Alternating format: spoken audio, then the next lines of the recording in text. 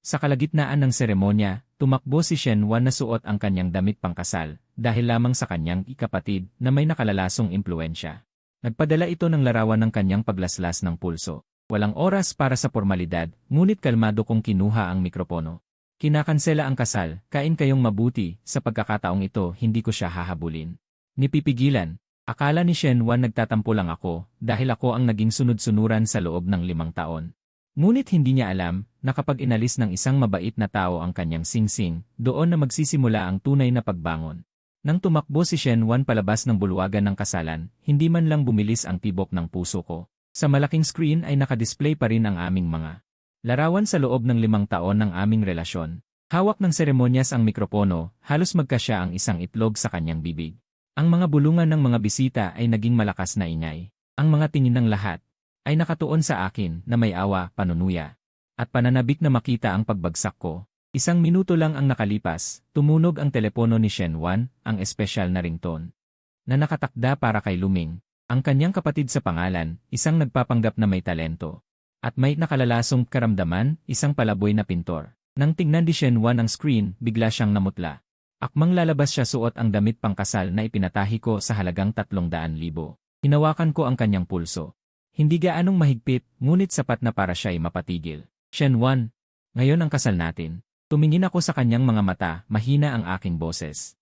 Kapag umalis ka, tapos na tayo. Nag-uunahan ang kanyang mga luha sa pagpatak.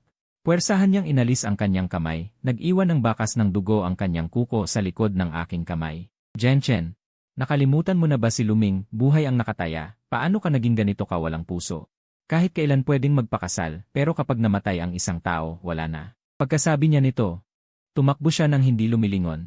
Ang kanyang puting likod ay parang isang malakas na sampal na tumama sa aking mukha. Muli, si Luming, sa loob ng 5 taon, tuwing kami nagde-date, anibersaryo, o nagpapakilala sa pamilya, laging nagkakasakit si Luming. Hindi kaya tumalon sa tulay basta na lang mahihimatay.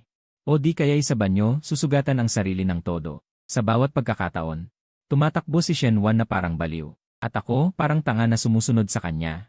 Para magmaneho, magbayad ng mga gastusin sa ospital, at ayusin ang gulo. Pagod na ako. Tinitigan ko ang pintuan ng bulwagan na isinarado sa kanyang likuran. Ang kaisipan ko na napigilan sa loob ng 5 taon, biglang naputol. Walang matinding sakit, kundi isang pakiramdam ng kawalan pagkatapos ng paglaya. Kinuha ko ang mikropono sa mesa. Ang matinis na tunog ng kuryente ay nagpatahimik sa lahat. Mga kaibigan at pamilya. Paumanhin, ipinapahayag ko ito na parang nag-uulat lamang. Ang babaeng ikakasal ay sumagip ng buhay, kinakansela ang kasal ngayon, ang ibinigay ninyong pera ay ibabalik ko sa inyo mamaya. Nakahanda na ang pagkain, huwag sayangin. Kain kayong mabuti. Pagkatapos kong sabihin ito, tinanggal ko ang pulang bulaklak na may nakasulat na nobyo sa aking dibdib at itinapon sa basurahan. Tinawag ako ng ina ni Shen Wan. Sa ospital. Pagdating ko sa pintuan ng emergency room, bumungad sa akin ang pamilyar na pakiramdam ng pagkaapi. Nandoon ang mga magulang ni Shen Wan, ang ina ni Luming ay umiiyak ng malakas sa sahig. At si Shen Wan ay nakasuot ng kanyang damit pangkasal na puno ng alikabok, nakaluhod sa sahig at inaaliw siya. Ang tagpo ay nakakatawa. Jenchen, alam mo pa palang pumunta. Galit na galit ang ama ni Shen Wan nang makita ako. Hindi nag-iisip si Wan, hindi ka rin ba nag-iisip? Sa gitna ng kasal ay gumawa ka ng eksena. Saan namin ilalagay ang mukha ng pamilya namin? Muntik na akong matawa. Tito, ang tumakbo ay ang anak ninyo. Hindi ako, siya rin mismo ang nagpahiya sa sarili niya. Sabi ng doktor, kung nagtagal pa ng 1 minuto. Wala na sana siya. Tumayo siya, ang malaking palda ng kanyang damit pangkasal ay hindi nababagay sa pasilyo ng ospital. Hindi ka ba marunong umunawa? May sakit si Luming. Sensitibo at marupok ang kanyang puso, nang marinig niyang magpapakasal tayo, naramdaman niyang pinabayaan siya. Kaya siya nagpakatanga. Magkasintahan tayo, dapat magkasama nating unawain siya. Gumapang din ang ina ni Luming at hinawakan ang laylayan ng aking pantalon habang umiiyak. Jenchen, alam kong mabait kang bata, hindi kayang mawala ni Luming si Wan, lumaki silang magkasama. Hindi man magkapatid sa dugo, pero higit pa sa magkapatid, hayaan mo na si Wan na samahan siya. Ano bang mawawala sa'yo? Sobrang yaman mo, bakit ang sikip ng dibdib mo, nakikipagkompetensya ka pa sa isang may sakit? Ang galing naman ng pamilyang ito mag-moral blackmail sa loob ng 5 taon. Ipinaghanap ko ng trabaho si Luming, binili ko ang mga walang kwentang sinasabi niya, binayaran ko ang mga gastusin niya sa pagpapagamot. Kailangan ko pang tiisin ang mga malabong mensahe niya kay Shen Wan sa kalaliman ng gabi, hindi pa ba sapat ang pagpaparaya ko? Tinitigan ko si Shen Wan ng malamig, parang yelo ang mga mata ko. Shen Wan, kung may sakit man si Luming o wala akong pakialam. Ang alam ko lang, ngayon ang pinakamahalagang araw sa buhay ko at dahil sa kanya. Iniwan mo akong mag-isa sa lugar ng kasal, parang isang clone. Sabi ko, buhay ang nakataya. Shen Wan, bakit kailangan mo pang makipagtalo sa akin ngayon? Kapag stable na ang emosyon ni Luming, saka na lang tayo magpakasal, di ba? Hindi na kailangan. Humakbang ako paatras. Umiiwas sa kamay ng ina ni Luming. Hindi na kailangan pang maghintay, wala na ring saysay. Natigilan si Shen Wan, parang hindi niya maintindihan ang sinasabi ko. Anong ibig sabihin nito? Ang ibig sabihin nito, hiwalay na tayo. Kalmado kong sinabi. Kinakansela ang kasal, binabawi ang kasunduan sa kasal. Kung mamatay man si Luming, bumulagta man o tumalon, bahala ka nang magbayad. Hindi ako sasama. Naging bato ang biyenan ko. Hindi makapaniwala si Shen Wan at nalalaki ang mga mata. Parang ngayon lang niya ako nakilala. Jen Chen, nababaliw ka na ba? Dahil lang dito, winakasan mo ang 5 taon nating relasyon. Basta mo na lang sinabi na hiwalay na tayo. Dahil lang dito, tumawa ako ng mapakla. Shen Wan, sa timbangan mo, mas mabigat pa sakin ang isang daliri ni Luming.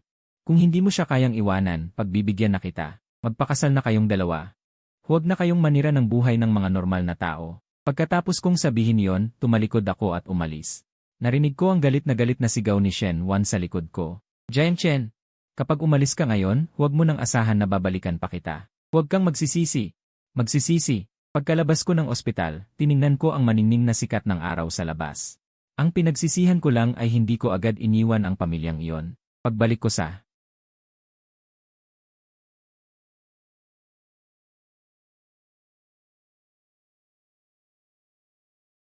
bahay, karamihan sa mga gamit dito ay mga kalat ni Shen Wan at mga bigay sa kanya ni Luming. Iba't ibang mga gawang sining, ilang pirasong sirang bato, ilang mga sketch na parang guhit ng demonyo. Itinatago niya ang mga ito na parang kayamanan at nakadisplay sa kitang-kita na lugar. Kinuha ko ang aking mga damit, computer at mga dokumento tungkol sa mga lumang litrato namin. Mga couple mugs, hindi ko na tinignan at itinapon ko na lang sa basurahan. Pagkatapos kong mag-impake, tinawagan ko ang kumpanya ng paglilipat at pinakuha ang mga mahahalagang kasangkapan ko. Ang natitira, ipapabenta ko ang bahay na ito sa ahente. Pagkatapos kong gawin ang lahat ng ito, umupo ako sa walang laman na sala at nagsindi ng sigarilyo. Nag-vibrate ang cellphone ko. Mga banta mula kay Shen Wan. Jen Chen, hindi ka pa ba tapos mag-inarte? Gising na si Luming at hindi stable ang emosyon niya. Magpunta ka agad dito at humingi ng tawad at kalimutan na natin ang nangyari. Alam kong nasaktan ka. Pero wala akong magawa. Pwede ka bang maging mature? Hindi ka ba sasagot? Sige, Jen Chen, magtigasan ka. Habang tinitignan ko ang mga tekstong ito, nakaramdam ako ng pagkasuklam. Akala ba niya pa rin ako yung? Sa isang kaway niya lang, babalik ako na nagwawagayway ang buntot, na si Jen Chen na sunod-sunuran. Pinagpagan ko ang abo ng sigarilyo at diretsyo ko siyang binlock. Kung magdedesisyon na, dapat maging permanente na. Tumira ako sa hotel ng 3 araw. Sa loob ng 3 araw na iyon, pumasok ako sa trabaho gaya ng dati, nagpulong, at nag-usap tungkol sa mga proyekto. Dahil wala na si Shen Wan at ang mga problema ni Luming na sumisira sa konsentrasyon ko, mas naging mataas ang productivity ko sa trabaho. Medyo kakaiba ang mga tingin sa akin ng mga tao sa kumpanya, dahil ang pagtakas ng nobya sa araw ng kasal ng boss ay naging usap-usapan, pero wala akong pakialam. Hanggat hindi ako naiilang, sila ang maiilang. Sa ikatlong gabi, pagka-uwi ko sa hotel, tumawag ang receptionist. Emmer Jayang, may isang babae sa lobby na naghahanap sa inyo. Sabi niya nobya ni raw siya at medyo emosyonal. Padabog ko siyang sinabihan na wala akong mapapangasawa. Kung naroon siya, tatawag ako ng pulis. Wala pang 10 minuto pagkatapos kong ibaba ang telepono. Binasag na ang pinto. Jen Chen, buksan mo ang pinto. Alam kong nasa loob ka. Ang boses ni Shen Wan ay puno ng hysteria. Binuksan ko ang pinto. Gulo-gulo ang buhok niya at walang ekspresyon ang mga mata. Halata na hindi siya nakatulog ng maayos nitong mga nakaraang araw. Nang makita niya ako, biglang sumiklab ang galit sa kanyang mga mata. Binlock mo ako. Naglakas loob kang i-block ako. Nagtago ka pa sa hotel, Jen Chen. Lalaki ka ba? Tinulak niya ako at akmang papasok, ngunit pinigilan ko siya. Kung may sasabihin ka, sabihin mo. Kung wala, umalis ka. At saka, pribadong lugar ito, maging marespeto ka. Natigilan si Shen Wan sa kinatatayuan niya, na parang nasaktan ng aking panlalamig. Huminga siya ng malalim, pinipilit na pigilan ang galit. Nagpalit siya ng ekspresyon ng isang biktima. Jen Chen, tama na. Nitong mga nakaraang araw, nagpupumilit si Luming na makita ka, sinasabing dahil sa kanya, kaya tayo nag-away. Sobra siyang nakokonsensya. Gusto niyang humingi ng tawad ng harapan sa'yo. Isipin mo na lang na may sakit siya. Tama na. Itinaas ko ang aking kamay para pigilan siya. Hindi ako tumatanggap ng tawad. Pangalawa, hindi ako makikipagkita sa baliw. Pangatlo, hiwalay na tayo. Wala akong pakialam kung mabuhay siya o mamatay. Wala rin akong pakialam sa nararamdaman mo. Hindi makapaniwalang tumingin sa akin si Shen Wan. Tumulo ang mga luha. Talaga bang kailangan mong maging ganito kasama? 5 taon, Jian Chen. Hindi mo ba alam kung gaano ako kabuti sa'yo? Tiningnan ko lang naman siya. Kailangan mo bang gawing ganito kalala ang sitwasyon? Tiningnan mo lang. Hindi ko napigilang tumawa, ngunit hindi umaabot sa aking mga mata. Shen Wan, kailangan mo bang alalahanin ko pa sa'yo? Noong Valentine's Day 2 taon bago ang nakaraan. Sabi ni Luming masakit ang ulo niya, iniwan mo ako, di ba? Noong kaarawan ko noong nakaraang taon. Sabi ni Luming, masama ang pakiramdam niya at gusto niyang tumalon. Pinatapon mo sa akin ang cake at pinasamahan mo ako sa kanya. Noong nakaraang buwan, nagpakuha tayo ng mga larawan sa kasal. Sabi ni Luming, hindi siya makahanap ng inspirasyon at gusto niyang saktan ang kanyang sarili. Nagsuot ka ng damit pangkasal at pumunta sa bahay niya para ipagluto siya ng noodles. Ang pera na kinita ko nitong mga nakaraang taon. Ginamit mo para ibili si Luming ng mga bulaklak, magkaroon ng eksibisyon ng sining, at bayaran ang kanyang mga utang sa pagsusugal. Nagtiis ako, ngunit hindi ko inaasahan na pati ang kasal ay kaya mong sirain para sa kanya. Unti-unti akong lumapit sa kanya hanggang sa mapuwersa ko siyang sumandal sa sulok ng hallway. Shen Wan, hindi ba't sobra-sobra ang pagmamahal mo? Hindi ba't isa kang santa? Kung gayon, maging santa ka para kay Luming lang. Ayoko nang magsilbi pa. Namutla ang mukha ni Shen Wan, nanginginig ang kanyang labi at hindi makapagsalita. Dahil ako na lang ang meron siya. Nagdadahilan pa rin siya, ngunit humina na ang kanyang boses. At saka, ang perang iyon kapag sumikat na si Luming, babayaran kanya. Bayaran? Malamig akong natawa. Paano niya babayaran? Sa pamamagitan ba ng kanyang mga pinta na walang gustong tumingin o sa kanyang braso na kailangan niyang hiwain paminsan-minsan? Jian Chen, huwag mo siyang pagsalitaan ng ganyan. Parang pusang natapakan ang buntot si Shen Wan. Bigla siyang nagalit. May talento siya. Hindi lang siya pinapansin. CJ, may talento siya. Iwinagayway ko ang aking kamay. Huwag mo akong abalahin. Kung gayon, mabuhay ka na lang sa kanyang talento. Huwag mo akong abalahin. Akmang isasara ko na ang pinto nang biglang pigilan ni Shen Wan ang siwang ng pinto, nagpapanik ang kanyang mga mata. Jian Chen, huwag ka nang magulo. Ayoko na talaga sa kanya. Hindi pwede. Pinuwersa kong binuksan ang kanyang kamay, ang aking mga mata ay malamig na parang yelo. Shen Wan, nadidiri ako. Isinara ko ng malakas ang pinto sa kanyang harapan. Narinig ko ang kanyang galit na pagsipa at pagmumura sa labas ng pinto. Nagsuot ako ng noise-canceling na headphone. Sa wakas ay natahimik ang mundo. Sa mga sumunod na araw, tumahimik si Shen Wan. Ngunit alam ko na katahimikan lang ito bago ang bagyo. Ang vampirang si Luming. Pagkatapos mawala sa kanya ang pamatagalang pagkukunan ng kanyang pera, paano siya papayag? Tulad ng inaasahan. Noong Biyernes ng hapon, hinarang ako sa lobby ng kumpanya. Hindi si Shen Wan ang dumating sa pagkakataong ito. Si Luming ang dumating. Nakasuot siya ng maluwag na puting polo at nakabalot ng makapal na benda ang kanyang pulso. Maputla ang kanyang mukha at parang nanghihina, isang lalaking may sakit na napakaganda. Ito ay peak hours ng pag-uwi. Puno ng tao ang lobby ng kumpanya. Nang makita ako ni Luming, bigla siyang lumuhod. Kuya Jiang, nakikiusap ako sa'yo. Patawarin mo si Shen Wan. Agad na naagaw ng sigaw na ito ang atensyon ng lahat, pati na ang receptionist. Ang mga security guard, kahit pauwi na, ay huminto rin sa paglalakad. Bumuo sila ng bilog, nakaluhod si Luming sa lupa at agad tumulo ang luha. Yung mga mata niya, parang may utang na Oscar trophy sa kanya. Pakiusap, huwag mong sisihin si Shen Wan. Mabait siyang babae, masyado lang siyang mabait at hindi kayang panuorin akong mamatay. Ako na lang ang sisihin mo, basta maging okay ka lang kay Shen Wan, kahit anong gawin ko, gagawin ko. Nagsimulang magbulungan ang mga tao sa paligid. Hindi ba't si Yi Jiang yan? Anong nangyayari? Nabalitaan kong iniwan daw niya ang kanyang fiancé para sa isang lalaking kabit. Hindi kaya? Kawawa naman yung lalaki, may sugat pa sa pulso. Ang mga mayayaman talaga walang puso. Tingnan mo kung saan na siya napilitan. Agad na nagbago ang ihip ng hangin dahil sa lalaking ito. Nakatayo lang ako doon, nakatingin sa kanya habang nagpapanggap. Isa lang ang nararamdaman ko. Katawa-tawang parang nanunood ng palabas. Tapos ka na ba? Tanong ko ng mahinahon. Napahinto si Luming tumingala. Sa mga mata niyang nagmamakaawa. May bahid ng kasamaan. Kuya Jiang, totoo ang sinasabi ko. Basta mapatawad mo lang ako, magpapakamatay na ako ngayon din. Pagkatapos, Kumuha siya ng cutter mula sa kanyang bulsa at itinutok sa kanyang leg. Sumigaw ang mga tao. Magpapakamatay. Tumawag kayo ng pulis. Pigilan niyo siya. Tinitigan ako ni Luming at Mumisi. Sumigaw siya ng malakas. Jian Chen, ikaw ang may kasalanan nito. Tandaan niyo, si Jian Chen ang nagtulak sa akin para magpakamatay. Gagamitin ko ang buhay ko. Para sa kaligayahan ni Wanwan, ang talim sa kanyang kamay ay dumidiin na sa kanyang balat. Agad na tumulo ang dugo. Itigil mo yan. Isang sigaw ang narinig mula sa labas ng pinto. Tulad ng isang baliw, sumugod si Shen Wan papasok at itinulak ang mga tao. Nang makita niya ang dugo sa leeg ni Luming, nawalan siya ng kontrol. Humarap siya sa akin. Ang kanyang tingin ay puno ng galit at puot. Jian Chen, ano bang sinabi mo sa kanya? Kailangan mo pa ba siyang patayin para sumaya ka? Hinarangan niya si Luming.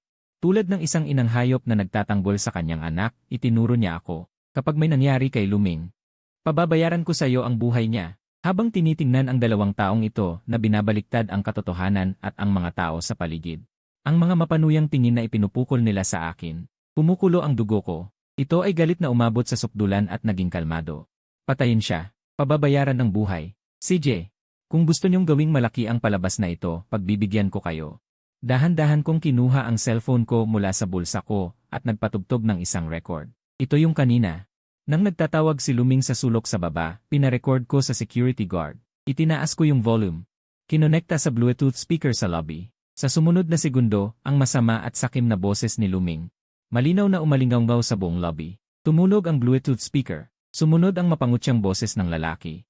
Ang taang babae, basta kumunot lang ang noo ko, handa siyang mamatay. Ang alien na si Jian Chen, isa ring tanga. Kung saan ko siya papuntahin, doon siya pupunta. Lumakas ang boses dahil sa speaker. May kasamang static. Malinaw na narinig ng mga tao sa lobby. Ito yung boses ni Luming na nakaluhod ngayon at umiiyak. Hawak ang cutter at gustong magpakamatay. Tumigil ang bulungan. Nakabitin sa ere ang kamay ng security guard. Tinakpan ng receptionist ang kanyang bibig. Huminto rin sa paglalakad ang delivery guy ni Kuya Lu. Nagpapatuloy pa rin ang recording. Ang background ay maingay na heavy metal music at tunog ng baso na nagkikiskisan. Kuya Lu, hindi ka ba natatakot na matauhan yung babae? Tanong ng hindi pamilyar na lalaki. Matauhan, may kayabangan sa boses ni Luming. Si Shen Wan ay parang aso na inaalagaan ko. Kung sino ang ipapakagat ko sa kanya, kakagatin niya. Si Jian Chen naman. Kapag nakuha ko na ang pera niya, papainumin ko ng gamot si Shen Wan para magiging akin na ang kumpanya. Nagkagulo ang mga tao. Yung mga naawa kanina kay Luming. Ang mga mapanghusgang tingin sa akin ay biglang nagulat at nandidiri. Grabe! Nakakagulat naman. Ginagawang gatasan yung taong mabait. Gusto pang pumatay para makakuha ng pera. Ang galing umarte kanina, muntik na akong maniwala. Sayang at hindi siya artista. Nanginig ang katawan ni Luming na nakaluhod sa lupa. Hindi pa tuyo ang mga luha sa mukha niya, hindi pa niya naitatago ang kanyang ekspresyon. Kaya lalo siyang naging katawa-tawa. Patayin niyo yan. Sumigaw ng malakas si Luming, namutla ang mukha, biglang tumalon at sinunggaban ang aking cellphone. Mabilis kumilos ang pinuno ng security, humakbang pasulong at diretsong diniin siya sa lupa. Kalabog. Nahulog sa lupa ang cutter, bitawan niyo ako. Gawa-gawa lang yan. Sinisiraan ako ni Jian Chen. Nagpupumigla si Luming habang nakadikit ang mukha sa lupa. Wanwan, huwag kang maniwala. Gawa-gawa rin yan. Tinakpan ni Shen Wan ang kanyang mga tainga. Nanginginig ang buong katawan, hindi ako naniniwala, umiling siya ng todo, Jian Chen. Napakababa mo. Para sirain si Luming, gumamit ka pa ng ganitong mababang uring paraan ng paggawa ng recording. Paano ka naging ganito katakot? Habang tinitingnan ko siya sa ganitong ayos. Nakakalungkot lang. Kitang-kita na ang katotohanan, naghahanap pa rin siya ng dahilan. Kung gawa-gawa yan o hindi, kapag dumating ang pulis ay malalaman. Kinuha ko ang aking cellphone. Kakatawag ko lang sa pulis. Bumaba ng sasakyan si Suking, nakasuot ng dark gray na suit. May suot na gold-rimmed glasses, sumusunod sa likod ang dalawang bodyguard, diretsong pumasok sa lobby. Nagbigay daan ang mga nagkukumpulan, hindi man lang tinignan ni Suking si Luming na nasa lupa at si Shen Wan na nagwawala. Lumapit sa akin, tumingin sa kanyang relo, kumuha ng dokumento sa kanyang bag. Iniabot sa akin, President Jiang, ang hinihingi mong Financial Investigation Report. At ang mga private transaction records sa mga nakaraang taon, narito na lahat. Hindi masyadong malakas ang boses. Maayos at malamig. Kinuha ko ang dokumento, salamat. General Manager Su. Natigilan si Shen Wan, biglang naging alerto. Sino ka? Anong binibigay mo kay Jian Chen? Tanong niya.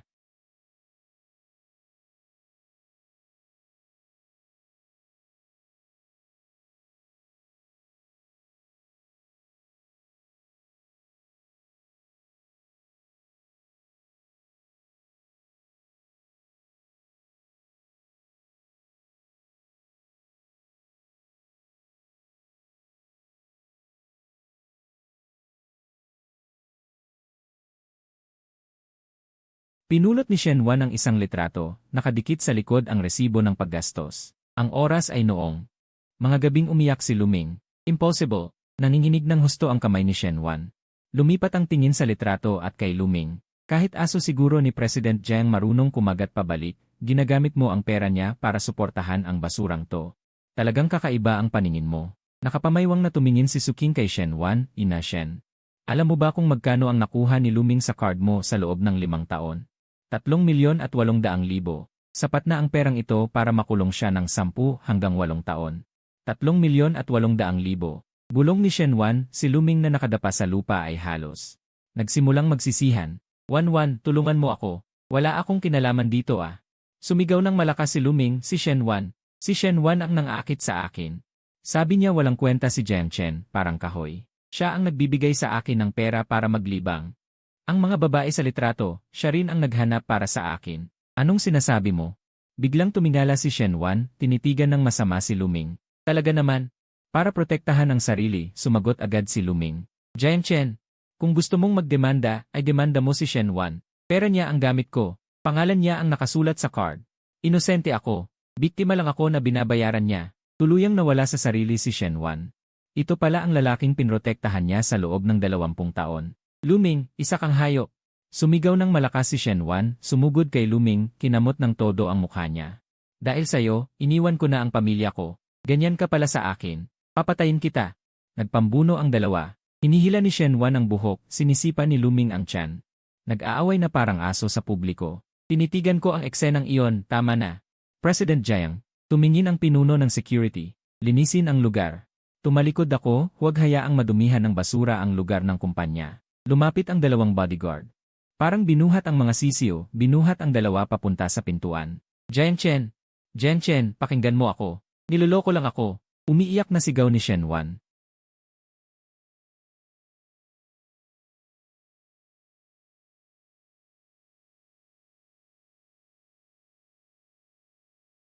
Madumi ang kamay ko. Inayos ko ang aking manggas. Umiyak para sa taong yan. Kriminal na pananagutan. Tumingin sa akin si Suking. Mukhang mas kalmado si President Jiang kaysa sa inaasahan ko. Magandang magtrabaho kasama ka. Sa labas ng pintuan, nawala ng malay si Shen Wan. Tumayo si Luming, hindi man lang tinignan si Shen Wan. Kinuha ang ilang litrato at ang bag ni Shen Wan na nahulog sa tabi, tinakpan ang mukha at sumiksik sa karamihan para tumakbo. Amoy disinfectant sa buong ospital. Nang magising si Shen Wan, nakita niya ang isang nurse. Hawak ang bayarin, nakatayo sa tabi ng kama. Gising na, sabi ng nurse na naiinip. Gising ka na pala, kontakin mo na agad ang iyong pamilya para magbayad. Yung estrangherong nagdala sa'yo dito. Nagbayad muna ng emergency fee tapos umalis na. Ngayon may utang ka pang mahigit 2,000 bayad sa ospital. At bayad sa mga test. Umaalinggaw sa utak ni Shen Wan. Biglang bumalik ang mga alaala. Recording, litrato, pagtataksil. Jiang Chen, wala sa sariling sambit niya. Dati kapag nagkakasakit siya, laging nasa tabi niya si Jiang Chen. Umirap ang nurse. Anong Jiang Chen? Walang dumadalaw sa'yo. Tumawag ka na agad para magpadala ng pera. Kung hindi, ititigil na namin ang gamot at pauwiin ka na. Kinapa ni Shen Wan ang kanyang bag sa gilid ng unan. Wala na. Kinuha ni Luming. Buti na lang nasa bulsa niya ang kanyang cellphone. Dinael niya ang number na nakapin sa itaas. Paumanhin, ang iyong tinatawagan ay kasalukuyang abala. Nakablock. Sinubukan niya ang voice message sa WeChat. Lumabas ang pulang tandang pananong. Binuksan ng kabilang partido ang friend verification. Hindi ka pa niya. Kaibigan. Tinitigan ni Shen Wan ang screen, tumulo ang kanyang mga luha. Binuksan niya ang alipay, magbabayad sana ng gamot. Nabigo ang pagbabayad. Lumabas ang mensahe, ang iyong bank card ay naka-freeze. Makipag-ugnayan sa issuing bank. Natigilan si Shen Wan. Iyon ang supplementary card na bigay ni Jiang Chen. Walang tao sa kwarto. Naalala niya si Luming, tumatakbo palayo dala ang bag, naalala niya ang huling tingin ni Jiang Chen. Niyakap ni Shen Wan ang kanyang mga tuhod. Tuluyan siyang umiyak. Ngunit sa pagkakataong ito, wala nang yayakap sa kanya. Biglang bumukas ang pinto ng kwarto. Sumabog, katatapos ko lang ibaba yung tawag na hindi ko matawagan. Hindi pa natutuyo ang luha ko. Nakita ko ang nanay ko na dala-dala ang Hermes Birkin bag. Iyon yung binili ni Jiang Chen mula France para sa kaarawan ko noong nakaraang taon. Pilit na bumangon ang nanay ko. Jiang Chen iday, sinampal niya ako sa mukha. Umaalinggaw sa tenga ko, nangunguyog ang pisngi ko. Walang kwenta. Dinuro ako ng nanay ko. Tumalsik ang laway. Hindi mo man lang maingatan ang lalaki. 5 taong libreng pagkain na wala pa sayo. Tinakpan ko ang mukha ko at tumingin sa kanya. Dati kapag umiiyak ako, naawa siya. Ngayon ang tingin niya ay parang basura. Sumunod ang tatay ko, seryoso ang mukha. Inihagis niya ang isang bunton ng bills sa kama. Nakalaglagan ng mga papel kahit saan. Tignan mo mismo. Itinutok ng tatay ko ang notice of bank freeze sa harap ko. Hindi lang pinatigil ni Jen Chen ang supplementary card mo. Ipinapabenta na rin niya ang bahay na binili niya para sa ating pamilya. Tumawag kanina ang ahente. Paalisin na raw tayo agad. Pumirma na raw ng exclusive contract si Jen Chen. Kailangan daw nating umalis sa loob ng 3 araw. Ano, hindi ko alintana ang sakit sa aking mukha, dinampot ko ang papel.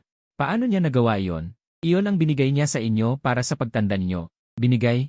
Nakasulat ba ang pangalan mo sa titulo? Nakasulat ba ang pangalan namin? Nanginginig sa galit ang tatay ko.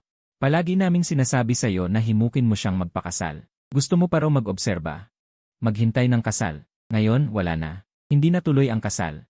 Wala na ring bahay. Saan kami matutulog ng nanay mo? Ayaw ko rin naman mangyari ito. Tumulo na naman ang mga luha ko. Si Luming. Magpapakamatay si Luming.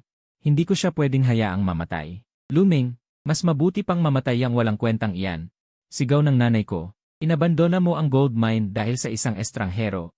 Ano ang laman ng utak mo? Hinablot niya ang kumot. Hinila niya ako pababa. Huwag ka nang humiga dyan. Bumangon ka na at hanapin mo si Jen Chen. Lumuhod ka sa kanya. Magmakaawa ka sa kanya. Kahit anong gawin mo. Kailangan mong mapabalik si Jen Chen. Kung hindi, lahat tayo maghihirap. Hinila niya ako pababa ng kama. Tumama ang tuhod ko sa sahig. Ang sakit. Nay, wala akong pera ngayon. Hindi ko man lang kayang bayaran ang bayad sa ospital. Kung walang pera, huwag ka nang magpa-ospital. Binitiwan ako ng nanay ko. Nandidiri siyang nagpuna sa kanyang damit. Wala rin kaming pera para ipambayad.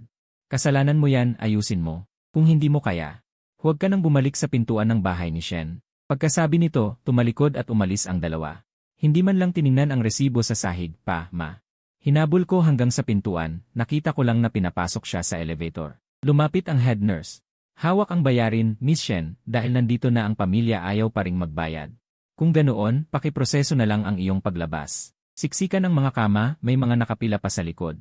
Nakatayo ako sa pasilyo suot ang damit ng pasyente, maraming dumaraan. Naglakad ako pabalik sa inuupahang bahay. Walang pera para mag-taxi, ang nakalink na debit card sa payment app ay na-freeze din medyo malamig ang simoy ng hangin. Tinitingnan ako ng mga dumaraan na nakasuot ng damit ng pasyente, gusot ang buhok, umiiwas sila. Ang inuupahang bahay na ito ay para sa kaginhawaan.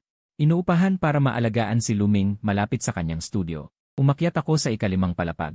Kinuha ko ang susi, bahagyang nakabukas ang pinto. May tunog ng paghahalungkat sa loob. Dumating si Jen Chen. Itinulak ko bigla ang pinto, Jen Chen. Magulo ang sala. Hindi si Jen Chen ang nakatayo, kundi si Luming.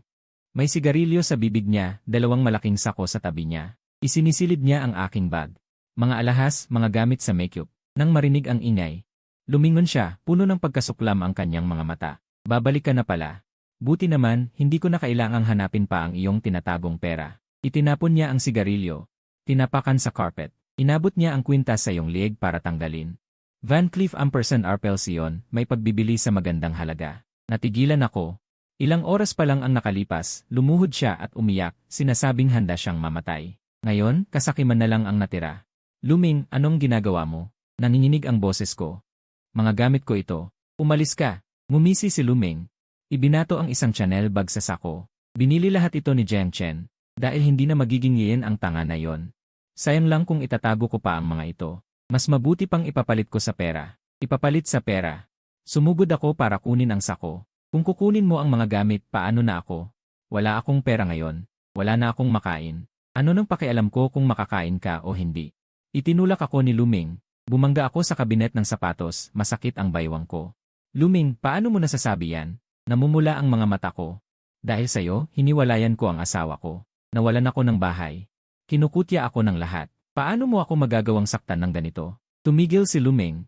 Lumingon at tinitigan ako. Shenwan, hindi mo naman siguro iniisip na gusto kita, di ba? Tinapik niya ang aking mukha, may pang-insulto. Kung hindi lang dahil may Jen Chen ka sa likod mo. Akala mo ba makikipaglaro ako sa isang tangang babae na tulad mo? Mayroon akong depresyon. Panloloko lang iyon sa mga tanga. Ikaw lang na isang santa na gusto ang sarili mong drama ang maniniwala. Naggingit-ngit ako sa galit. Kumukulo ang sikmura ko. Balak ko sanang gamitin ka para makuha ang kumpanya ni Jiang Chen. Pero bobo ka, wala kang silbi. Hindi mo man lang maamo ang isang lalaki. Nagbago ang mukha ni Luming. Sinunggaban ako sa kwelyo. Ngayon, ayan na. Nagsumbong si Jiang Chen sa pulis. Naging scammer ako. Sinipa niya ako sa tiyan. Namilipit ako sa sakit. Hindi tumigil si Luming. Hinawakan niya ang aking buhok. Ibinangga ang ulo ko sa hamba ng pinto. Umugong. Pula ang nakita ko. Dumadaloy pababa ang mainit na likido mula sa aking noo. Tinatakpan ang kaliwang mata ko. Nakahandusay ako sa sahig. Nakita kong pinutol ni Luming ang kwintas. Lumabas ang singsing. Mumisi. Nakakadiri. Dinuraan ako ni Luming. Binitbit ang sako, ibinagsak ang pinto at umalis. Lumayo ang mga yapak sa pasilyo. Tahimik sa loob. Tinakpan ko ang aking noo, nakasandal sa hamba ng pinto. Puro amoy ng dugo sa ilong ko. Gusto kong umiyak, hindi ako makapaglabas ng boses. Hindi nagtagal, may mga yapak na naman sa labas. Dumating ang may-ari ng bahay. Nakasuot ng sando, puno ng galit ang mukha. Nakita ang magulo sa loob at ang dugo sa aking mukha. Sumimangot siya. Aba, ninakawan ka ba o nagkatayan dito? Nakakadiri ang dami ng dugo. Ayaw pumasok ng may-ari ng bahay. Miss Shen, tama ba? May tumawag sa akin kanina, sabi niya walang magbabayad ng upa sa bahay na ito.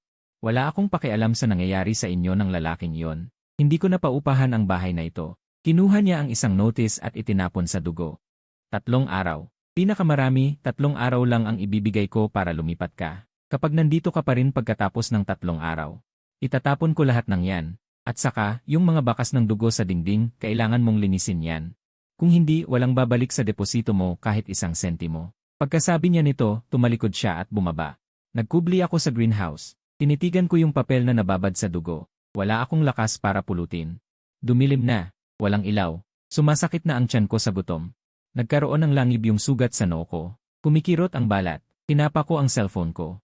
Nakakasilaw ang ilaw ng screen. Maingay sa group chat sa WeChat. Sabi ni Susan. Uy, nakita niyo ba yung balita? May victory party si Jiang Chen sa Hilton ngayong gabi. Sabi ni Lily, balita ko mag-aanunsyo rin daw siya ng bagong endorser. Nakita ko nga, sabi ni Lily. Ang galing talaga ni Suking. Ang bilis umangat. Pero sa bagay.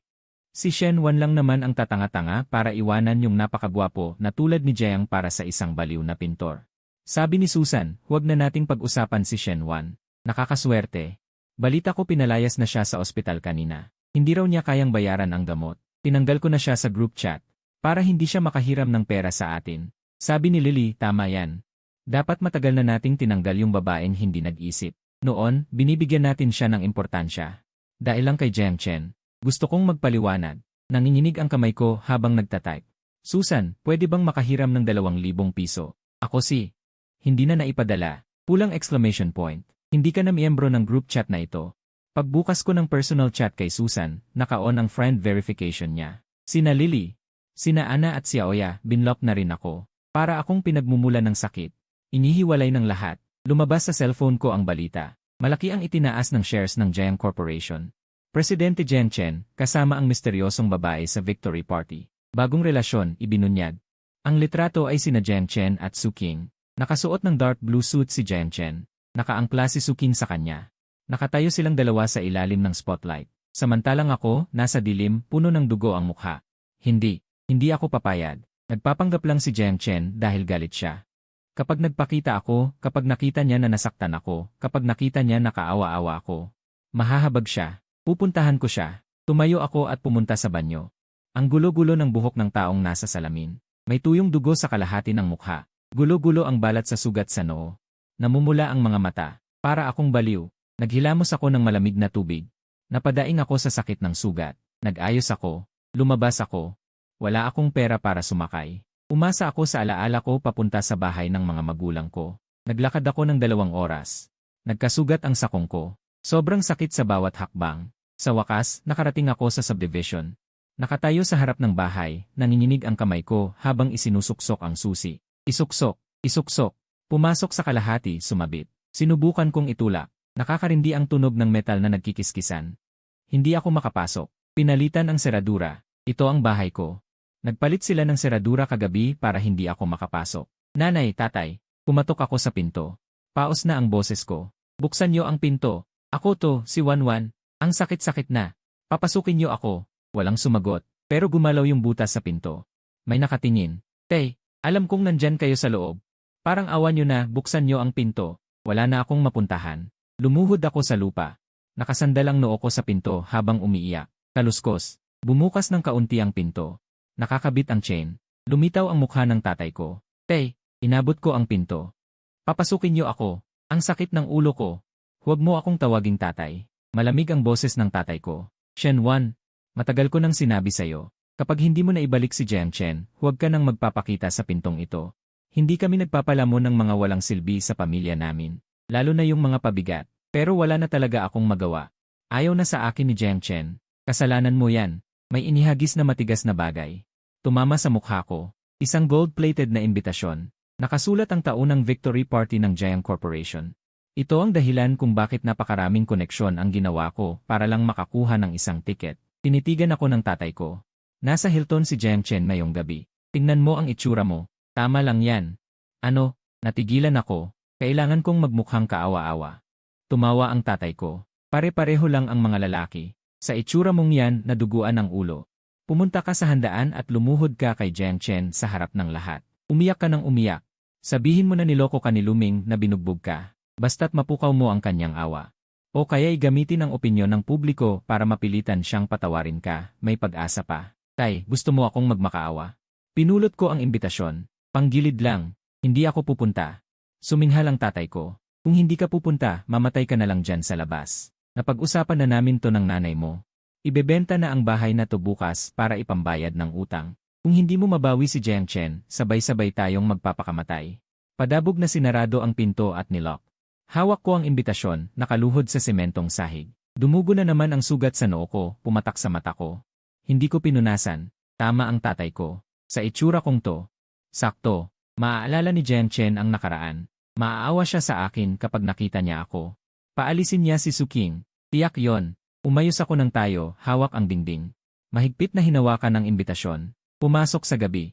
Ang target ko. Hilton Hotel. Ang umiikot na pinto ng Hilton Hotel, patuloy na umiikot, pinaghihiwalay ang dalawang mundo. Sa loob, mainit. Iyon ang mundo ni Jiang Chen. Sa labas, humahagupit ang malamig na hangin.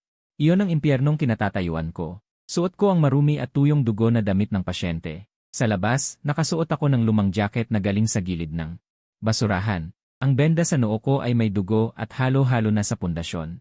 Madikit na nakadikit sa noo ko. Miss, pakita po ng imbitasyon. Hinarang ako ng gwardiya na may puting guwantes. Sinulyapan niya ang sugat-sugat kong labi at maruming jacket. Sumimangot siya. Nandidiri. Ako ang mapapangasawa ni Jiang Chen. Kinuha ko ang gusot-gusot na imbitasyon. Nanginginig ang kamay ko. Kinuha ng gwardiya at tiningnan tapos tumingin sa akin. Bumakat ang isang ngisi sa kanyang labi. Miss Shen, di ba? May bilin si Sir Jiang. Sa selebrasyon ngayon, bawal ang mga walang kwentang tao, lalo na ang may apelyidong Shen. Sinong sinasabi mong aso? Sumigaw ako at sumugod papasok. Itinulak ako ng gwardiya. Lumayo ka. Huwag mo akong pilitin na saktan ka. Paatras akong napaupo. Halos mahulog ako sa hagdan. May kamay na lumabas sa likod ng poste at bigla akong itinulak. Pumasok ka. Wala kang silbi. Tatay ko yon. Nagtatago siya sa dilim, nakatitig sa umiikot na pinto. Nagliliyab ang kanyang mga mata. Sumabay ka sa mga pumapasok. Tandaan mo. Kapag nakita mo si Jiang Chen, lumuhod ka. Umiyak ka. Umiyak ka ng umiyak. Kapag nakapasok ka, maliligtas ang pamilya natin. Sa lakas ng tulak. Saktong may mga pumapasok. Abi ang gwardiya. Sinamantala ko ang pagkakataon. Pumuslit ako sa ilalim ng braso ng gwardiya. Hoy, nakapasok ang baliw na babae. Hindi ko na marinig ang mga sigaw sa likod ko dahil sa salaming pinto. Maliwanag ang ilaw sa bulwagan. Amoy pabango at alak. Nanginginig akong nakatayo sa sulok. Masyadong maliwanag dito. Wala akong mapagtataguan. Walang sumasayaw sa gitna. Nakasuot ng itim na suit si Jiang Chen. Nakatayo sa ilalim ng spotlight.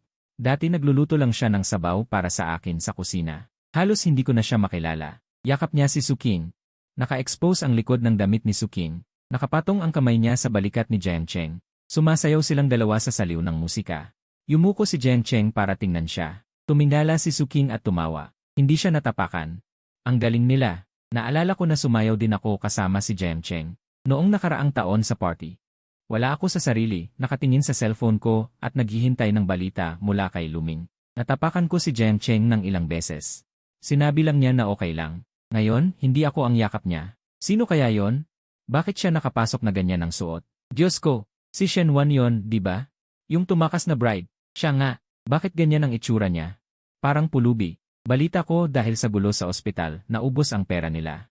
Siguro pinalayas na siya. Punong-puno ng bulungan. Dati kapag nakikita nila ako, magalang silang tumatawag ng Miss Shen. Ngayon umiiwas sila. Nakita ko si Lily na kasama ang isang mayaman. Nang magtama ang aming tingin, agad siyang umiwas. Dinalit niya ako sa WeChat. Sobrang nakakahiya. Tiningnan ko ang refleksyon ko sa salamin. Natapos ang sayaw. Pumalakpak ang mga tao. Inalalayan ni Jian Chen si Suking sa baywang, maghahanda ng bumaba sa entablado. Ngayon na, Jian Chen, sumigaw ako ng malakas at sumugod sa gitna ng mga tao. Nabangga ko ang tray ng waiter, nagkabasag-basag ang mga baso, at biglang tumahimik ang buong lugar. Umakyat ako kay Jian Chen at hinawakan ang manggas niya. Jian Chen, tingnan mo ako. Ako si Wanwan. Mabilis ang reaksyon ni Jian Chen. Nang iniabot ko ang kamay ko, umatras siya. Hindi ko siya nahawakan at napahandusay ako sa paanan niya. Tumama ang tuhod ko sa sahig na marmol. Napaiyak ako sa sakit. Jian Chen, ang sakit. Itinaas ko ang ulo ko at pinilit na tumulo ang luha. Ipinakita ko sa kanya ang peklat sa noo ko na dumudugo. Tingnan mo, nasugatan ako. Sinaktan ako ni Luming. Ayaw na rin sa akin ng mga magulang ko. Ikaw na lang ang meron ako. Alam kong nagkamali ako. Hindi ako dapat tumakas sa kasal. Patawarin mo na ako, pwede ba? Umiyak ako ng todo. Gusto kong maawa siya sa akin. Nakatingin sa akin si Jian Chen mula sa itaas, malamig ang tingin. Nandidiri, pinagpagan niya ang manggas niya na parang may dumikit na marumi. Ano ba ang ginagawa ng mga security guard? Sabi niya, mas malamig pa ang boses niya kaysa sa hangin sa labas. Jian Chen, nalalaki ang mga mata kong tumingin sa kanya. Paano mo ako nagagawa nito? Ako si Wanwan. 5 taon tayong magkasama. Nakalimutan mo na ba lahat? Nga. Hinarang ako ni Suking sa harap ni Jian Chen. Lumuhod siya, kumalat ang palda niya sa sahig. Kumuha siya ng wet wipes at iniabot sa akin. Magpunas ka muna. Medyo mahinahon ang boses ni Suking. Gulo-gulo na ang makeup mo. Ang pangit. Sumasabog ang foundation sa sugat. Kung gusto mong magpaawa, dapat man lang magmukhang totoo ang makeup. May narinig akong mahinang tawanan sa paligid. Napatigil ako. Tinakpan ko ang noo ko.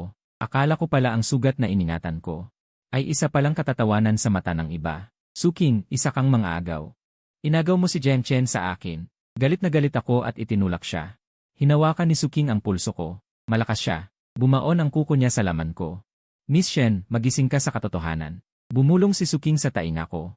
Salamat at hindi mo siya nakita. Ibinigay mo sa akin ang napakahusay na lalaki. Ngayon, akin na siya. At ikaw, wala kang karapatang maging kalaban ko. Pagkatapos niyang sabihin yon, binitawan niya ako at nandidiring pinunasan ang mga daliri niya. Tumayo siya at pumulupot sa braso ni Jian Chen. Jiang, dumating ka sa tamang oras. Tumango si Jian Chen at hindi man lang ako tinapunan ng tingin. Inalalayan niya si Suking sa entablado. Tumama sa kanila ang spotlight. Nakahandusay ako sa lupa. Puno ng mata ng pangungutya ang paligid. Kinuha ni Jian Chen ang mikropono. Salamat sa pagpunta niyo. Bukod sa pagdiriwang ng tagumpay ng kumpanya, may 2 pa akong i-anunsyo ngayon. Itinaas niya ang kamay ni Suking. Magkahawak kamay sila. Makikipag-ugnayan ang Jiang Group sa Sugroup para sa malalim na strategic partnership. Sa susunod na 5 taon, sama-sama naming bubuksan ang overseas market. Malakas na palakpakan. Pangalawa, tumigil si Jian Chen. Tinignan niya ang buong lugar at huminto sa akin. Walang kahit anong init. Formal kong ipinapahayag na ako at si Emma Shenwan ay wala ng anumang kaugnayan. Nabulag ako noon pero mula ngayon didilat na ako. Bumaha ng tawanan. Ang saya. May nanguna pa sa pagpalakpak. Mas lumakas pa ang palakpakan. Tapos na ang lahat.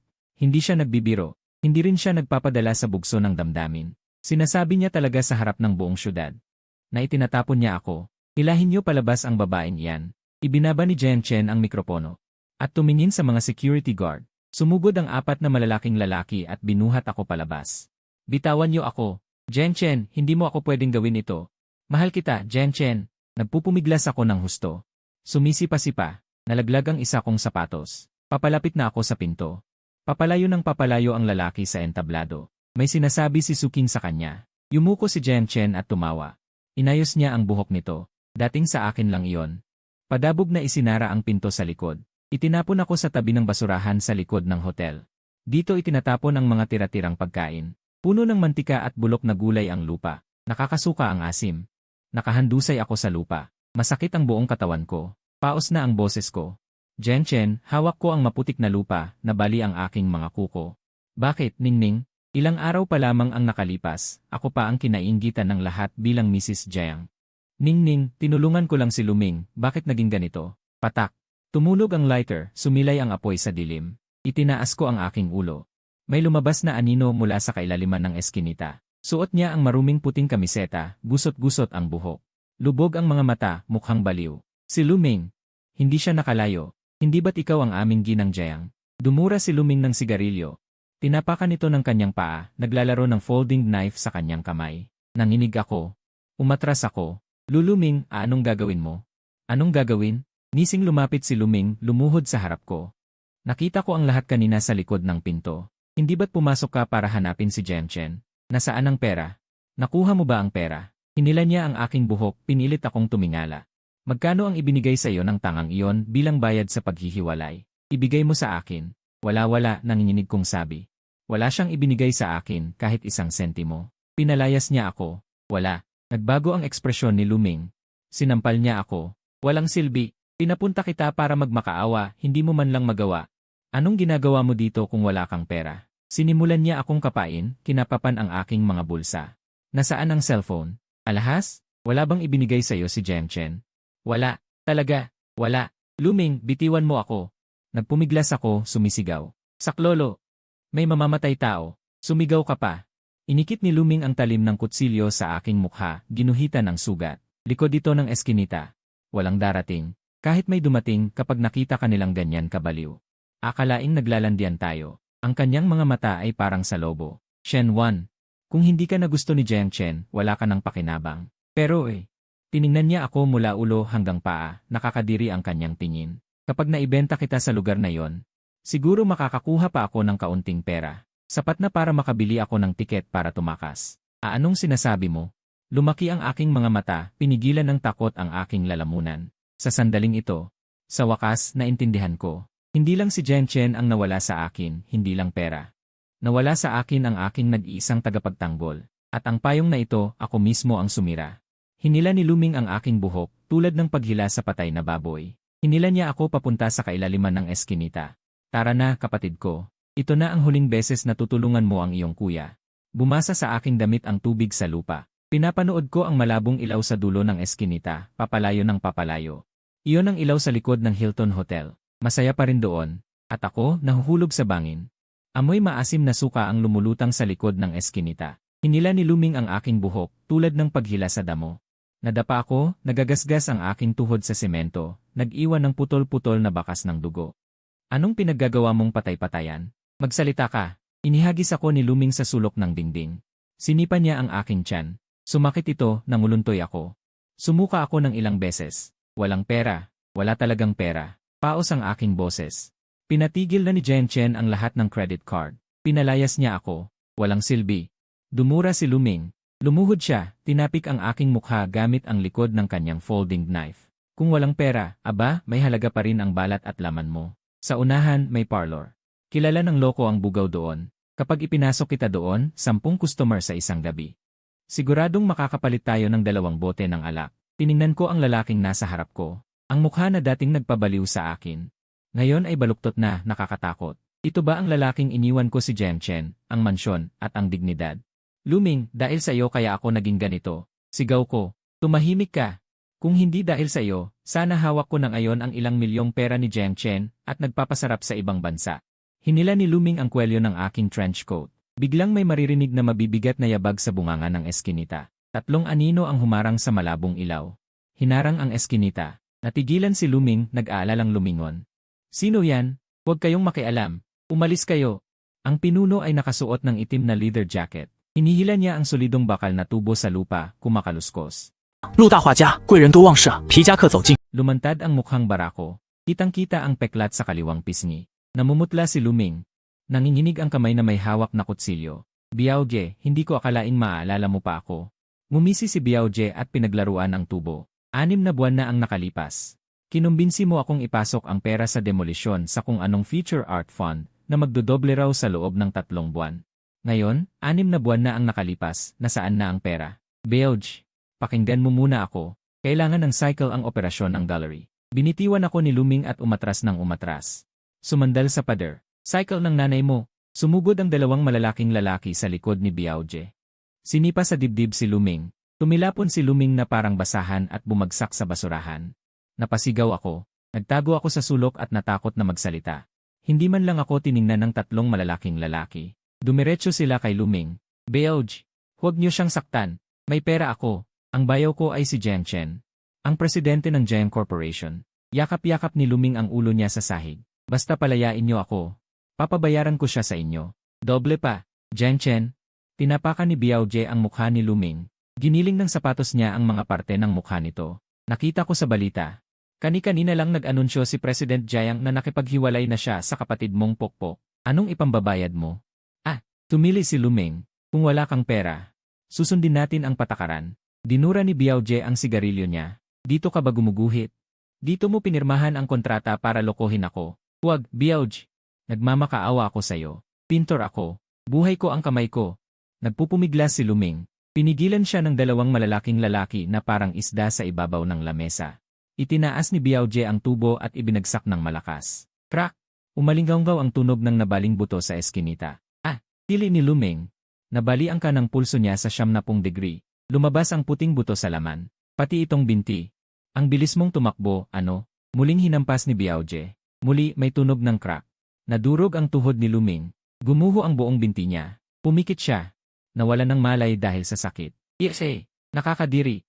Pinunasan ni Biaojie ang dugo sa tubo gamit ang damit ni Luming. Ito ang napapala ng nanloloko sa akin. Sa susunod na makita kitang nagpapanggap, kukunin ko ang buhay mo. Umalis ang tatlo. Naiwan sa eskinita si Luming na walang malay.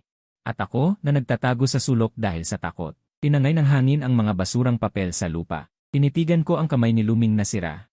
Ito ang kamay na dati niyang ginagamit sa pagpipinta. Ngayon, isa na itong putik. Isang buwan ang lumipas. Timog ng syudad. Silong. Puno ng amag ang dingding. Amoy imburnal at mantika ang hangin. Nasaan na ang tubig? Sino ba yan? May sigaw mula sa kama. Bumagsak ang plastik na baso sa dingding. Naglalaba ako sa sulok gamit ang malamig na tubig. Nagulat ako. Nakahiga si Luming sa kama. Nakagips ang kanang binti. Balot ng benda ang kanang kamay. Sobrang payat niya. Lumubog ang mga mata niya. Simula nang baliin ang mga kamay at paa niya, wala na siyang silbi. Nadurog ang kanang kamay niya. Sira na ang mga nerves. Hindi na siya makakapagpinta. Hindi na rin makahawak ng chopsticks. Tinabit ulit ang kanang binti niya, pero pilay na siya. Eto na. Pinunasan ko ang bula ng sabon sa kamay ko. Nagtimpla ako ng mainit na tubig at iniabot sa kanya. Bakit mainit? Gusto ko ng alak. Nasaan na ang alak? Tinapik ni Luming ang baso. Natapon ang mainit na tubig sa likod ng kamay ko. Nagkaroon ng mga pulang paltos. Kinagat ko ang labi ko para hindi magsalita. Yumuko ako para pulutin ang baso. Wala na tayong pambili ng alak. Mahina kong sinabi, kailangan na nating magbayad ng upa. Wala ka na ring gamot.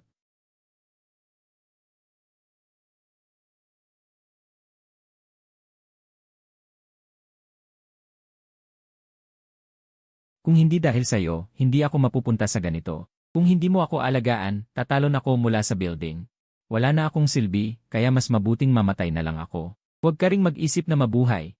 Ganyan na naman siya. Sa loob ng isang buwan, parang lintas siyang dumikit sa akin. Tumingin ako sa salamin. Tuyot ang buhok ko. Maputla ang mukha ko. Puno ng wrinkles ang gilid ng mga mata ko. Ito pa ba ang katawan na kayang magbenta ng 2,000 pesos? Ngayon, mukha na akong 10 taon na mas matanda. Bitawan mo ako. Binuka ko ang mga daliri niya. Pupunta ako sa trabaho. CJ, kumita ka ng marami. Luming, tandaan mong bumili ng alak pagbalik. Kung hindi, huwag kang magtangkang matulog ngayong gabi. Tumakas ako sa basement. Nakakasilaw ang sikat ng araw sa labas. Nagtatrabaho ako ngayon bilang isang technician sa isang murang food spa na tinatawag na Jin Zuksuan. Hindi tinitignan ang edukasyon. Basta makayanan mo ang mga customer na may makakapal na kalyo sa paa, kumukutkot ng kuko, at may alipunga, makakakuha ka ng pera. Pagpasok ko pa lang sa locker room, binuksan ni Ate Wang ang pinto. Shen Wan, bilisan mo. Dumating ang sa 888 box. Gusto nila ang pinakamagandang serbisyo. Mukhang mayaman ang customer na yon. Kung maglilingkod ka ng maayos, malaki ang tip mo. Sige po, Ate Wang. Nagpalit ako ng hapit na lila na maikling palda. Magaspang ang tela. Masakit sa hita. Tinitingnan ang kamay na ito na dating tumutugtog ng piano. Puno na kayo ng mga bitak at kalyo. Ang mga kuko ay puno ng amoy ng gamot.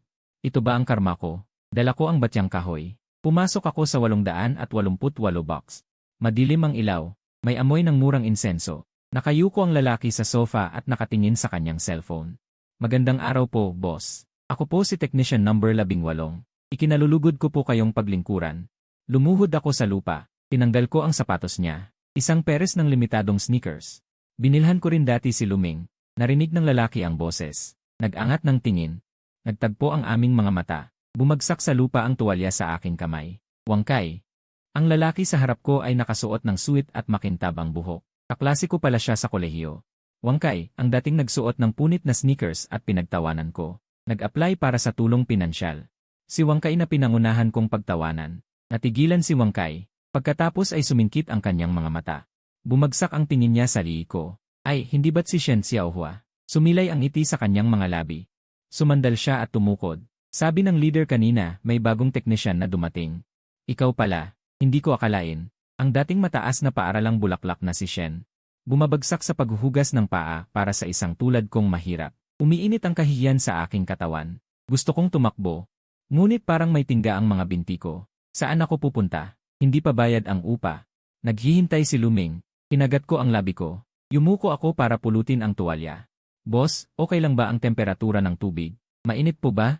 Malamig na sabi ni Wangkay, nagdagdag ako ng malamig na tubig. Okay na ba ngayon?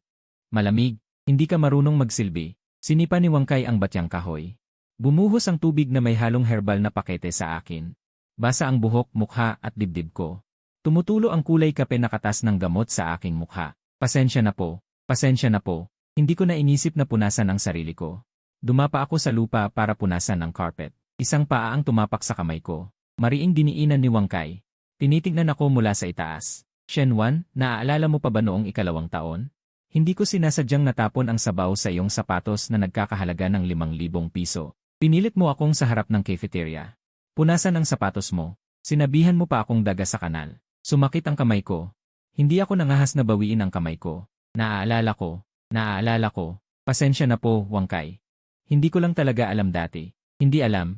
Tumawa si Wangkay. Hindi. Alam na alam mo. Sa tingin mo lang noon, mayroon kang suporta ni Jiang Chen. Malaya mong matatapakan ang dignidad ng iba. Tinapik ni Wangkay ang aking mukha, parang tumatapik sa isang aso. Ngayon ayaw na sa'yo ni Jiang Chen. Mas masahol ka pa sa daga. Punasan mo ng malinis ang lupa. Pagkatapos ay umalis ka. Nasusuka ako kapag nakikita ko ang mukha mo. Naghagis si Wangkay ng 100 piso. Ibinato sa mukha ko. Ito ang tip mo. Gamitin mo para bumili ng gamot para sa pagsisisi. Naninginig kong pinulot ang pera. Pumasok ang mga luha na may halong tubig na pinaghugasan ng paa sa bibig ko. Mapait. Salamat. Salamat po, boss. Paglabas ko sa box, pinagalitan ako ni Ate Wang. Anong nangyari sa'yo? Nagreklamo ang customer na pangit ang serbisyo mo. Kalahati ng sahod mo ngayon ay ibabawas. Kung may susunod pa, diretsyo kang matatanggal. Tumango ako ng walang imik. Nagpalit ako ng damit panrabaho. Ang kalahati ng sahod na iyon ay sapat na para bumili ng gamot na pampakalma ni Luming. Malamig na tubig na lang ang kakainin ko sa hapunan. Madaling araw na nang makabalik ako sa basement. Pagod kong itinulak ang pinto. Walang ilaw sa loob. Ang asul na ilaw lang ng IC, hindi tulog si Luming. Nakatitig sa screen. Nasaan ang gamot? Nasaan ang alak? Nakita mo akong walang dala. Dinampot ni Luming ang buong abuhan ng sigarilyo at ibinato sa akin.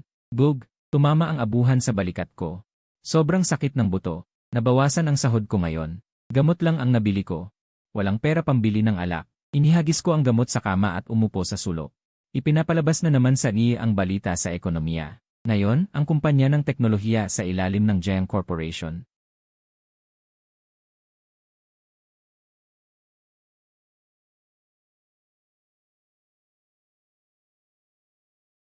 Elegante at kahanga-hanga. May hawak na gintong gunting para sa ribbon cutting. Magkatabi sila. Perpektong magkapares. Ipinakita ang close-up ni Jiang Chen. Mas mature siya kaysa dati. Mas malamig ang kanyang mga mata. Iyon ang lalaking dating puno ng pagmamahal sa akin. Iyon ang dating nagmamaneho ng hating gabi.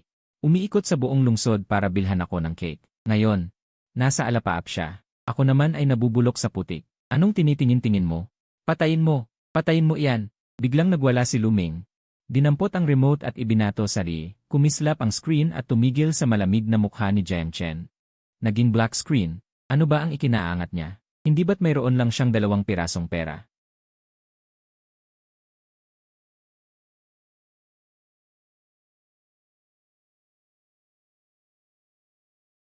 Shenwan, habang buhay kang mabubulok sa tabi ko. Utang mo ito sa akin. Sumala kayang pakiramdam ng pagkasakal. Tinitigan ko ang nakakatakot na mukha ni Luming. Bigla akong natawa. Hindi ako nagpumiglas. Tahimik ko lang siyang tinitigan. Siguro masyadong patay ang tingin ko kaya binitawan ako ni Luming. Huminga siya ng malalim. Walang pera, di ba? Walang pera pambili ng alak, di ba? May nakita siyang pagkabaliw sa kanyang mga mata. Kinuha ang isang gusot-gusot na calling card at isinuksok sa kwelyo ko. Kanina, pumunta ang landlady para maningil ng upa. Sabi niya, kung hindi kami magbabayad, itatapon niya kami bukas. Ito ang numero ng telepono ng may-ari ng parlor. Pumunta ka. Ngayong gabi na. Itinulak ako ni Luming at iniutos. Mabilis kumita ng pera sa ganoong lugar.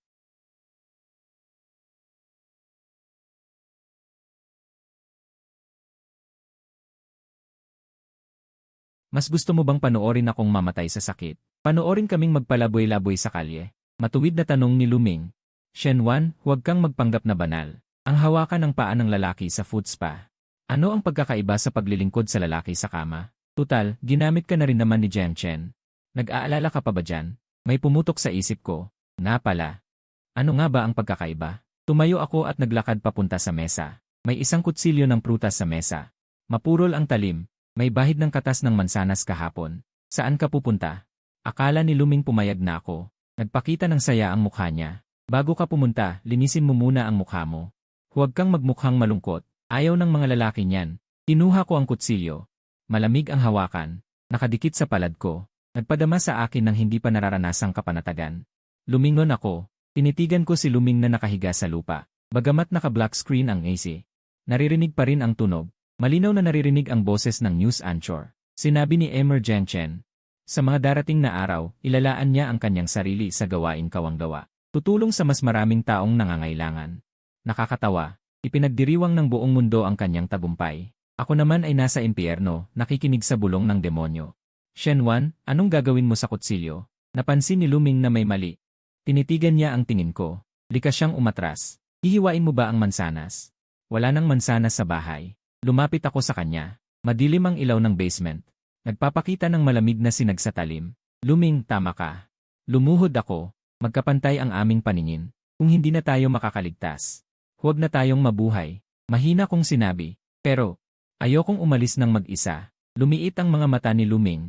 Lalo pang pumangit ang kanyang maputlang mukha dahil sa takot. Nababaliw ka na ba? Shenwan, kapatid mo ako. Ako si Luming. Kapatid, tumawa ako. Alam mo rin palang ikaw si Luming. Ang Luming na sumira sa buhay ko. Itinaas ko ang kutsilyo. Ayaw na sa akin ni Jiang Chen. Ayaw na sa akin ng mga magulang ko. Ayaw na sa akin ng buong mundo. Ikaw lang ang kumakapit sa akin kahit sa kamatayan. Kung gayon, sabay tayong bumaba sa impyerno. Okay ba? Tulong! Ibinuka ni Luming ang kanyang bibig para sumigaw. Yay! Bumulusok ang talim sa laman. Mapurol at mabilis. Sumabog ang dugo sa screen ng AE, eksaktong tumama sa pangalan ni Jiang Chen. Iyon ang nag-iisang liwanag ngayong gabi. Pagkaraan ng 3 taon, malalim na taglaga sa hilagang lungsod, napakataas ng langit. Isang karton na napulot ng walang trabahong tao sa Central Park, tinangay ng hangin. Nakalatag sa mga batong daanan papunta sa lawa. Malapit ito sa lugar ng mayayaman, bukod sa bango ng oliba. May amoy din ng kape. Isang itim na may batch ang nakaparada sa labas ng parke. Bumukas ang pinto ng kotse. Bumaba si Jiang Chen. 3 taon ang nakalipas. Mukha siyang mas kalmado kaysa dati. Ang kulay kremang kasmer na abrigo ay bagay sa kanya, nagmumukhang matangkad. Umiikot siya sa likod ng upuan para iladlad ang andador. Kinuha ang bata mula kay Suking. Dahan-dahan. Huwag gisingin, paalala ni Suking. Nakasuot siya ng parehong kulay na trench coat. Nakataas ang buhok niya, maganda ang kanyang mga mata at kilay, ngunit maganda ang kanyang kutis. Huwag kang mag-alala, tulog mantika ang batang ito. Yumuko si Jiang Chen. Inampi ang ilong sa mukha ng bata. Pareho kayo, isang maliit na tulog mantika. Tinapik siya ni Suking. Tinulungan niya siyang ayusin ang kanyang kwelyo. Sanay na sanay. Dumaan ang dulo ng daliri sa kwelyo ni Jiang Chen. Tara na, maganda ang panahon ngayon. Dalhin si Xiao Noomi para magpainit sa araw. Naglalakad ang pamilya ng 3 sa kahabaan ng kalsada. Sumisikat ang araw. Nakaka-relax sa katawan. Titingin ang mga dumadaan. Sa kabilang sulok ng parke, sa tabi ng istasyon ng basura, iba ang sitwasyon. Madilim at malamig dito, amoy panis. Ubo, uhaw. May narinig na ubo. Isang babaeng may puting buhok. Nasira ng gamot ang ulo niya. Kinakalikot niya ang basurahan. Nakasuot siya ng maduming jacket ng lalaki. Puno ng mantika ang mga manggas. Magaspang ang kamay niya parang balat ng puno. Puno ng putik ang mga kuko. Pinipisa niya ang mga plastik na botelyang napulot niya. Ipinapasok sa likod niyang bag kung hindi mo alam.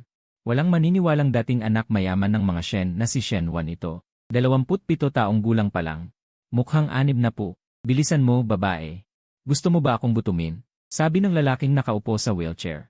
Si Luming iyon. Noong gabing iyon 3 taon na ang nakalipas. Mali ang pagkakatusok ni Shen Wan. Nasira ang kanyang spinal nerves. Dagdag pa ang pagtigil sa droga. Tuluyan na siyang naparalisa. Nakulong si Shen Wan ng 1 taon. Pagkalabas niya, nalugi ang pamilya Shen. Nawala ang kanyang mga magulang.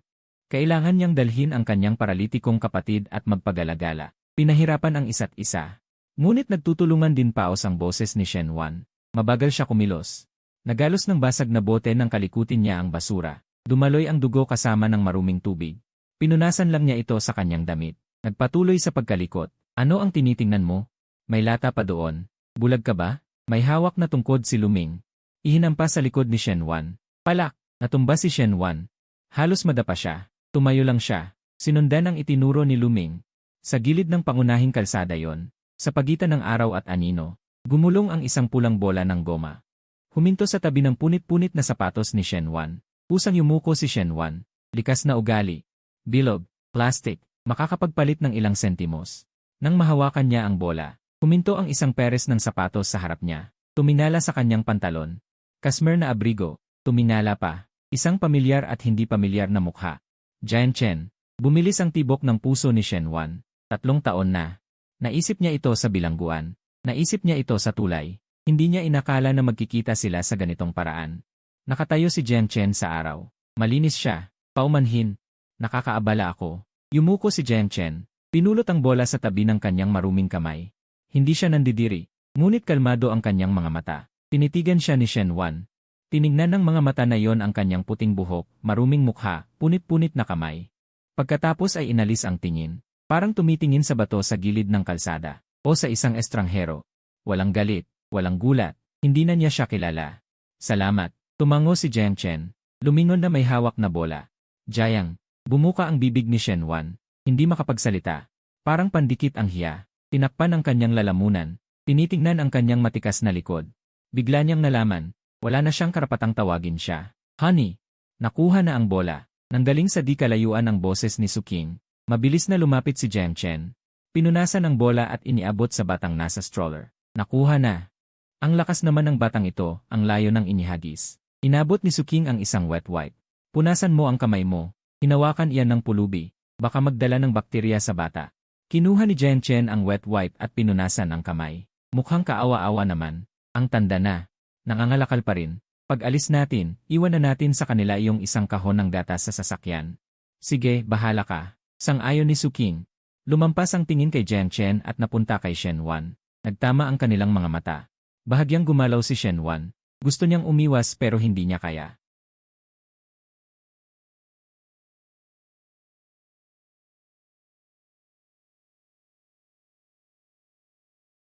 Hinalikan ni Jian Chen ang buhok ni Suking at itinulak ang stroller. Lumayo ang mag-anak. Dumating ang tawanan at tumusok sa tenga ni Shen Wan. Ang mga araw na dati niyang kayang abutin. Wala na. Hinugasan ng luha ang dumi sa kanyang mukha, nag-iwan ng mga puting bakas. Nakatayo lang siya at pinapanood ang liwanag na yon na naglalaho. Pinalo siya sa batok. Dumating si Luming na itinutulak ang kanyang wheelchair para gisingin siya. Anong tinitignan mo? Nawala ang kaluluwa mo. Baluktot ang mukha ni Luming. Nakita rin niya si Jian Chen. Nakita niya ang mamahaling sasakyan. Nagpapasiklab sa kanya ang inggit. Si Jian Chen yon, di ba? Iniisip mo pa rin bang magkabalikan kayo? Hinawakan ni Luming ang buhok ni Shen Wan at pinilit siyang tumingin sa kanyang lumpong binti. Huwag kang managinip. Isa na siyang mayaman. Isa na siyang mataas na tao. Tignan mo nga ang itsura mo ngayon. Hindi ka karapat-dapat na maglinis ng sapatos niya. Isa kang amoy gamot na tindero. Napilitang tumingala si Shen Wan. Hindi niya nararamdaman ang sakit. Sumisingaw ang hangin sa butas sa kanyang puso, tinatangay ang pakiramdam. Bilisan mo at pulutin mo. Gutom na ako. Nasaan na yung lata kanina?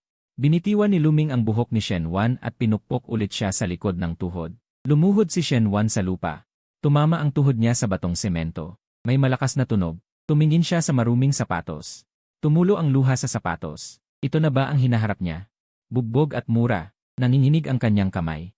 Pinulot niya ang lata. Nasugatan ng matalas na gilid ang kanyang daliri. Hinawakan niya itong mahigpit. Inilagay niya ito sa mabahong bag na yari sa hibla. Ito lang ang kaya niyang kapitan ngayon. Tara na. Mahinang sabi ni Shen Wan. Lumakad siya sa likod ng wheelchair, itinutulak ang lalaking sumira sa kanyang buhay. Tumalikod siya at naglakad papunta sa madilim na eskinita. Sa isang banda ay ang maaliwalas na daan kung saan papunta sa liwanag ang pamilya ni Jiang Chen. Sa kabilang banda naman ay ang madilim na anino. Itinulak ni Shen Wan ang wheelchair at pumasok sa dilim. Hindi na siya lumingon. Tinangay ng hangin ang mga tuyong dahon at tinakpan ang kanyang mga bakas ng dugo.